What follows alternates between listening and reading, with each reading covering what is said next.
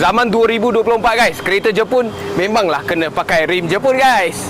Okey, macam tajuk tadi, hari ni kedai Wan Cina datang sebiji kereta Jepun iaitu Toyota Velfire. Okey, datang proceed dengan projek tukar rim Jepun. Okey, rim kereta Jepun memang kena pakai rim Jepun.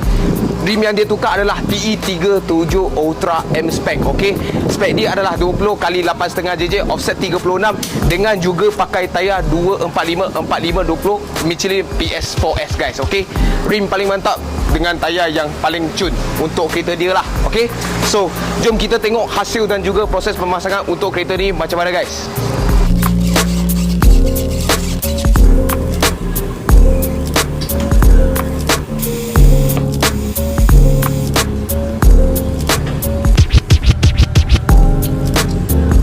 Okey guys, inilah hasil selepas kereta Velfire ini dipasang dengan TE37 Ultra M Spec 20 inci warna bronze. Okey, memang nampak cantik gila sebab cantik dengan kereta warna hitam. Okey, so kita boleh nampak fitment dia memang cun-cun. Kalau pasang dengan rim ni, dia tak akan sangat sebab spek dia ke dalam sikit, 8.5 offset 36. Ada orang sekarang pakai 10 JJ ataupun 9 JJ, tapi spek ini memang sangat sesuai untuk kereta yang bawa family.